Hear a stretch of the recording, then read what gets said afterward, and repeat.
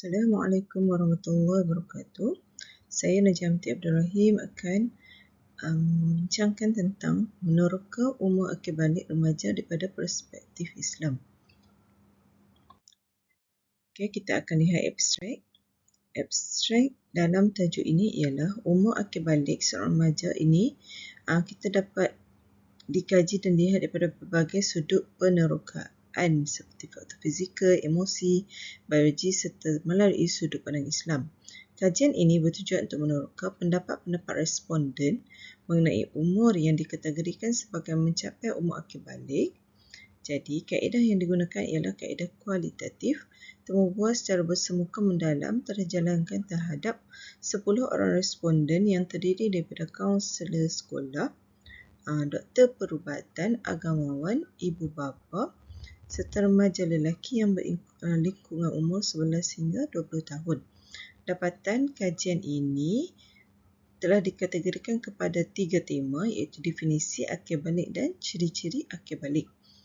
Usia yang dikategorikan sebagai mencapai umur akil balik serta tanggungjawab yang diwajibkan ke atas individu yang melibatkan dosa dan pahala. Justru itu, diharapkan penulisan kajian ini mendapat memberi kefahaman kepada semua lapisan masyarakat dan boleh dijadikan rujukan untuk mengkaji umur yang dikategorikan mencapai umur akil balik seorang remaja. Seterusnya kita akan lihat kepada pengenalan. Dalam pengenalan, umur balik individu dikaitkan dengan tempoh atau masa untuk mengetahui tentang tanggungjawab pendidikan seks, memahami yang halal dan haram sehingga tingkah laku Islam jadi pegangan akhlak dalam hidupnya. Menurut perspektif Islam, umur akil balik individu telah dikatakan bahawa menurut mazhab Hanafi dan Maliki ialah pada usia 18 tahun. Menurut Al-Hattab, terdapat 5 pandangan mazhab, antaranya riwayat mengatakan 18 tahun, 17 tahun dan sebagainya.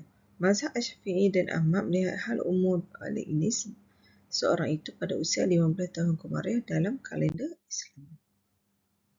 Dalam sorotan literatur, akil balik menurut Carl Grayson dan Murugiah adalah dengan mengaitkan pertumbuhan merupakan perkembangan seorang individu dalam mencapai usia balik. Dapat dilihat pada saiz badannya iaitu perubahan pada otot, tulang, rambut, kulit dan kelenjar. Menurut Atan Long, pertumbuhan adalah perubahan yang dapat diukur dari satu peringkat ke satu peringkat yang lain. Arnold Lucius Gesell pada tahun 1925 mengatakan bahawa pertumbuhan manusia adalah mengikut pola dan urutan tertentu. Arnold Lucius juga mengatakan bahawa pertumbuhan manusia adalah mengikut pola dan urutan tertentu. Oleh itu, perkembangan tingkah laku kanak-kanak ini boleh diramal.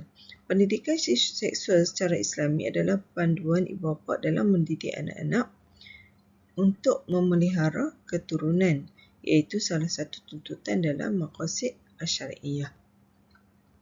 Seterusnya kita akan lihat metodologi. Dalam reka bentuk kajian, peserta kajian terlibat adalah terdiri daripada responden remaja yang telah balik, doktor perubatan, agamawan dan kaunselor sekolah. Kajian ini dipilih melalui persempelan bukan keberangkalian iaitu persempelan bertujuan. Satu protokol temu bual yang mengandungi soalan semi-struktur telah digunakan dalam proses pengumpulan data kajian ini. Penyelidik juga mencatat keseluruhan temu bual bersama responden. Jadual 1 menunjukkan responden kajian yang terdiri daripada doktor perubatan, kaunselor sekolah, agamawan, remaja dan juga perempuan dan lelaki. Kod tema telah diberikan kepada responden ini iaitu R1 bagi doktor perubatan, R2 bagi kaunselor sekolah, R3, R4 dan R5 serta R6 bagi ibu bapa serta agamawan, R7 remaja perempuan dan R7 dan R8 remaja perempuan, R9 dan R10 bagi remaja lelaki. Penyelidik juga mencatat keseluruhan temu bual bersama responden, penyelidik telah meminta izin untuk merakam video sepanjang sesi temubual dijalankan. Penyelidik telah mengambil masa antara 15 hingga 30 minit sepanjang sesi temubual dijalankan. Seterusnya, kita akan melihat instrumen kajian yang telah digunakan. Protokol temubual telah digunakan pakai sebagai instrumen kajian bagi mengutip data. Persoalan kajian di sini terdapat 3 persoalan. Yang pertama, apakah yang dimaksudkan dengan akil balik? Yang kedua, apakah ciri utama remaja yang sudah mencapai akil balik? Dan seterusnya, pada usia berapakah remaja ini dikatakan akil balik? Dan sekiranya mereka lambat balik, apakah Islam mempertanggungjawabkan dosa dan pahala kepada individu tersebut? Okay, seterusnya, kita akan melihat kepada proses pengumpulan data. Kaedah temubual mendalam digunakan dan kaedah analisis data pula. Data temubual ini telah dianalisis secara tematik. Hasil dapatan kajian. Dapatan analisis temubual peserta kajian dibentangkan berdasarkan 3 persoalan kajian utama. Bahagian yang pertama membentangkan hasil dapatan bagi menjawab persoalan berhubung maksud dan definisi akal balik. Kedua, mengenai ciri-ciri yang remaja yang sudah mencapai akil balik, dan seterusnya melibatkan usia seorang remaja yang dikatakan mencapai balik. Oleh itu, hasil dapatan kajian telah disediakan dan dijadualkan mengikut tema dan subtema di jadual kedua, 3 dan keempat di bawah. Okey, jadual yang pertama mengenai definisi, subtema, perubahan biologikal kanak-kanak kepada dewasa, tanggungjawab sebagai seorang mukallaf. Di sini dinyatakan apakah yang dimaksudkan dengan balik. Berdasarkan hasil temubual soalan kajian yang pertama, hasil dapatan dibuat secara kaedah bertema. Tema yang pertama merujuk kepada definisi iaitu maksud akil balik itu sendiri. Jadi dapat dirumuskan kepada 2 subtema yang utama. Subtema utama, perubahan biologikal kanak-kanak kepada dewasa, dan subtema yang kedua, tanggungjawab sebagai seorang mukallaf. Kesemua responden dapat menjawab dengan cara jawapan yang berilmiah dan berstruktur dalam kajian ini. Secara keseluruhannya, kesemua responden menyatakan bahawa akil balik ini merupakan proses kematangan seorang individu yang cukup umur atau dewasa yang berumur antara lingkungan umur 9 hingga 12 tahun bagi perempuan dan 12 hingga 15 tahun bagi lelaki, dan melihat kepada proses kematangan seorang individu dan keupayaan individu tersebut untuk mempunyai anak. Okey, di sini kita lihat ada responden yang pertama telah menyatakan bahawa akil balik ialah satu peringkat dalam diri seorang ini di mana tubuh badan berubah dari seorang kanak menjadi dewasa dan merupakan tanda keupayaan seorang itu untuk mempunyai anak dan juga sebagai kematangan seksual. Bagi responden kedua pula menyatakan bahawa akil balik merupakan satu peringkat dalam diri seorang kanak-kanak untuk berubah menjadi dewasa. Seterusnya kita akan melihat jadual yang ketiga bagi subtema soalan kedua. Apakah ciri utama remaja yang sudah mencapai peringkat akil balik? Merujuk kepada jadual 3, balik ni merujuk kepada lelaki atau perempuan, iaitu telah sampai tempoh umur yang mana dia layak untuk ditujukan kepada perintah melaksanakan syariat seperti solat, puasa, haji dan sebagainya. Dalam kajian ini, setiap responden diajukan soalan yang kedua mengenai ciri-ciri utama remaja yang sudah mencapai peringkat akil balik. Jadi, tema yang pertama, ciri-ciri akil balik, dan subtema dibahagikan kepada 2. Perubahan subtema utama perubahan primer dan sekunder, manakala perubahan kedua melibatkan perubahan emosi, fizikal, biologi dan naluri. Seterusnya kita akan melihat kepada tema yang ketiga iaitu usia yang dikatakan mencapai umur balik. Terdiri daripada 2 subtema juga. Yang pertama lebih awal dan ada yang lebih lewat. Umur 9 hingga 12 tahun bagi perempuan dan 12 hingga 15 tahun bagi lelaki. Secara keseluruhannya 15 tahun kemariah bagi lelaki dan wanita. Hasil dapatan kajian dari soalan ini dapat sebutkan bahawa akil balik ini seorang remaja diukur apabila mencapai umur 9 hingga 12 tahun bagi perempuan dan 12 hingga 15 tahun bagi lelaki. Bagi ulama mazhab Syafi'i menyatakan umur balik adalah cukup 15 tahun dan bukan dalam bulan Islam Komariah, sama ada bagi lelaki dan wanita. Mazhab Hanafi pula umur paling lewat ialah umur bagi lelaki 18 tahun dan sekiranya remaja lelaki tersebut masih belum balik pada umur tersebut, dia sudah dikira sebagai seorang yang balik. Seterusnya kita akan melihat perbincangan kajian. Yang pertama, perbincangan kajian mengenai definisi akil balik. Dalam agama Islam, akil balik seorang remaja itu diartikan sebagai telah sampai akal seorang dan dipertanggungjawabkan ke atasnya sebagai seorang mukallaf.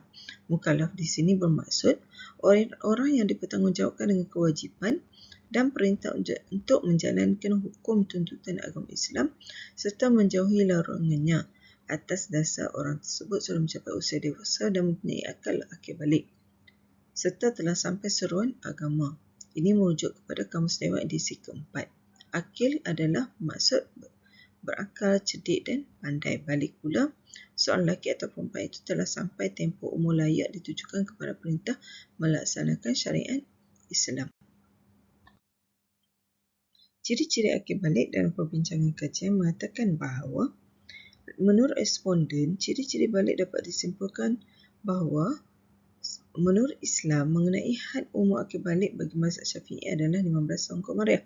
Sekiranya haid datang awal bagi perempuan ataupun mimpi keluar air mani bagi lelaki. Ciri-ciri fizikal ini jelas kelihatan pada lelaki dan perempuan serta tumbuh bulu di kemaluan atau bahagian-bahagian lain badan, buah dada membesar serta punggung melebar. Perkembangan fizikal dalam kalangan kanak-kanak lelaki adalah lebih cepat daripada perempuan. Ini berdasarkan kepada skala ketinggian, berat badan dan BMI yang diperolehi daripada National Center for Health Statistics USA dan WHO Child Growth Standard melalui Kementerian Kesihatan Malaysia.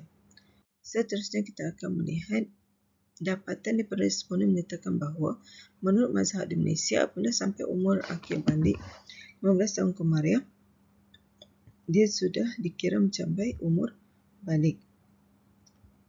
Bagi mazhab Syafi'i bermula pada umur 9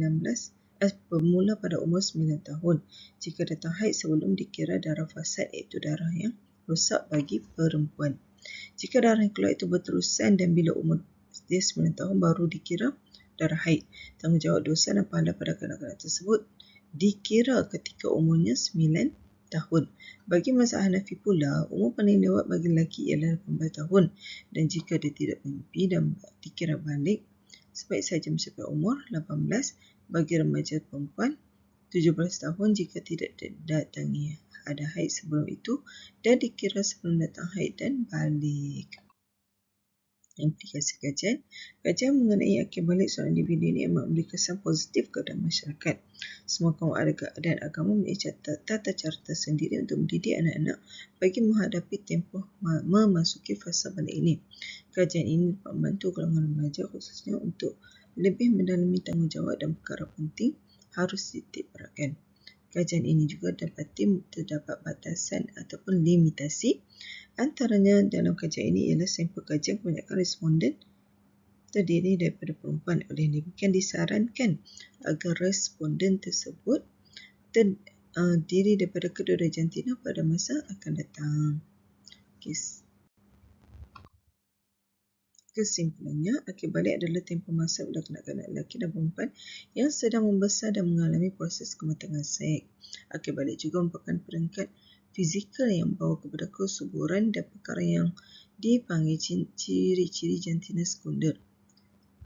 Oleh itu, dicanangkan agar anak-anak yang baru memasuki alam balik ini diberi pendedahan dan ilmu yang cukupnya untuk mengurus diri sendiri, tidak kira dari apa jua aspek. Ini termasuk aspek kebersihan, aspek kawalan diri yang melibatkan emosi dan naluri serta aspek-aspek penjagaan diri.